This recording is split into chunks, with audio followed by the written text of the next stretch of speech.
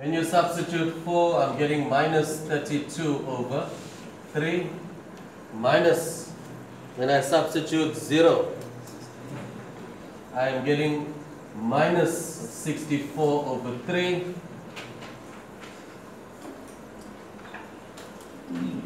So that will be minus 32 over 3 plus 64 over 3, which is just 32 over 3.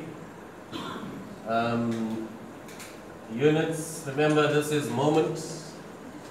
So the moment is area, which is units squared, times a distance, which is units, which will give me units to the power 3, which is actually 10,66667.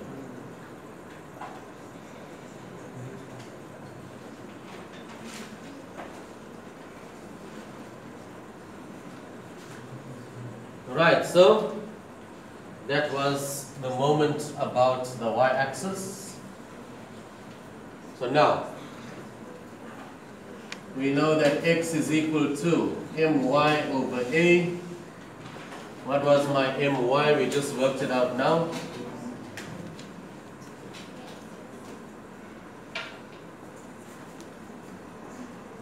What was our area?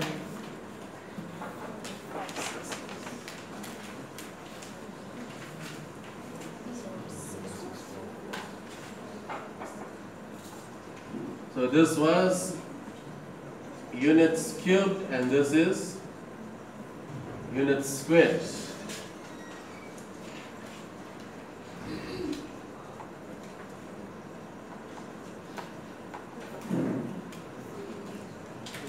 So I get 2.335917859 units. So that is the distance from the y-axis, the x-coordinate of the centroid. Now, what must we work out? We need to prove that x is equal to y. We now need to work out y. But for y, we already have the area. Okay, we just need to work out mx this time. Okay.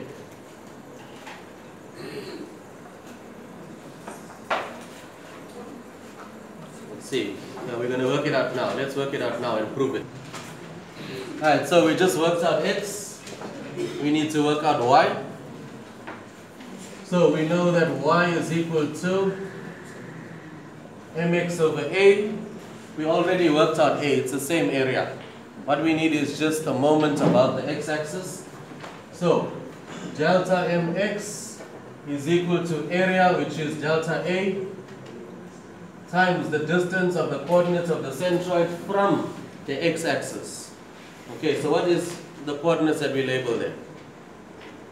From the x-axis was y1 plus y2 all divided by 2. Okay, that is the distance that we're talking about. So what is the area? The area is y1 minus y2 times delta x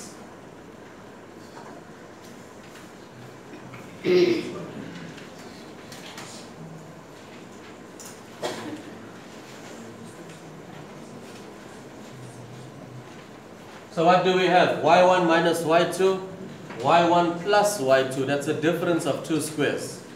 Okay. So there's your 1 over 2. Don't forget your 1 over 2 here.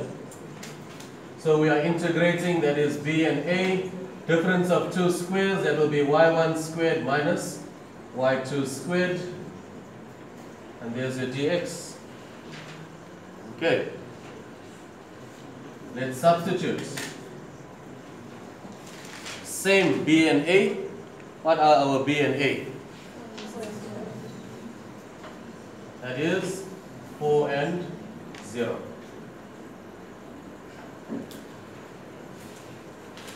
So what is your y1? y1, where was our y1? y1 was the circle or the straight line? Circle. The circle, so this is y1 squared now. Okay, so we don't have to go and find the square root and then square it.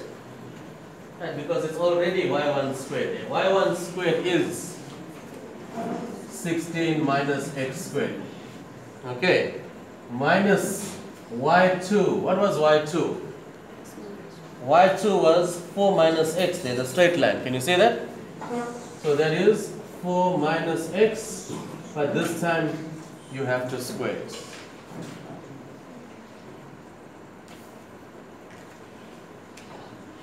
So here there's two options. You can treat this as type A, or you can just square it out first.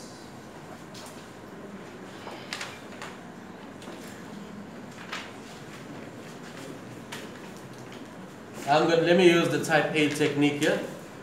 You can go home, redo, and obviously you square this. 4 squared is 16 minus 8x plus x squared. We're going to come to the same thing.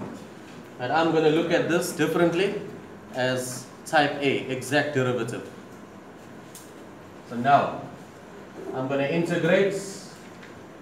The integral of 16 there, that will be 16x. Integrate my x squared, that will be x to the power 3 over 3. I'm treating this as type A.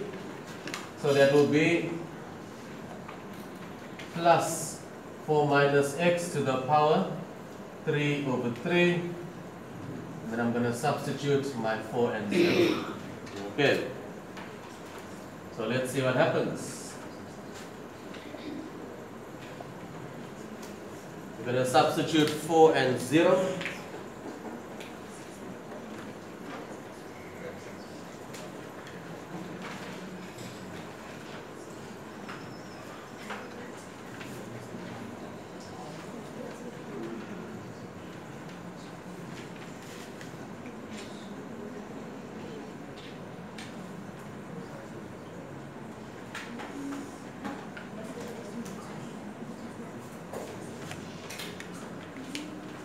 Right, so when I substitute 4, let me just double check here, yes. I'm going to get 128 over 3. Then when I substitute 0, I get 64 over 3.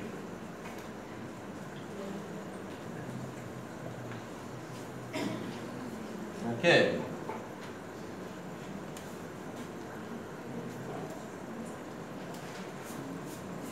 It just becomes 64 over 3. So 1 over 2 multiplied by 64, half of 64, that will be 32 over 3. What is 32 over 3? We just worked it out. Where was it? Here's it here. Can you see that? So we get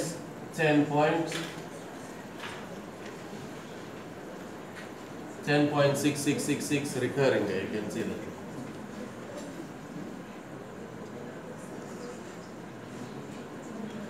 So, you can see that now y is equal to mx over a. Your mx and your my had to be equal. Okay, mx had to equal to my. So you got your 10.66667 here, divided by your area. It's the same area.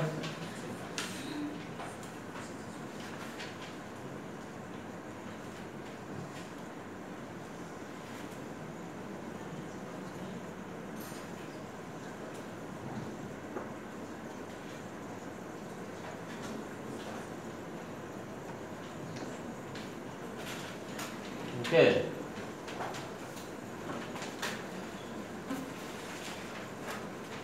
Remember, for this part here, you could have squared it out. 4 squared 16 minus 8x plus x squared. Obviously, I'm using a different technique. I'm using type A, where I let u equal to 4 minus x. That's what I did here. I let u equal to 4 minus x if we're dealing with u substitution. But you can see, if you know your type A, it works much quicker if you know it by inspection. So, you can see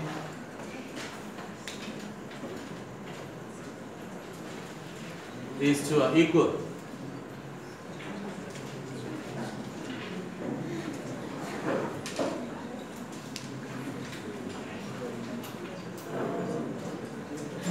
Right.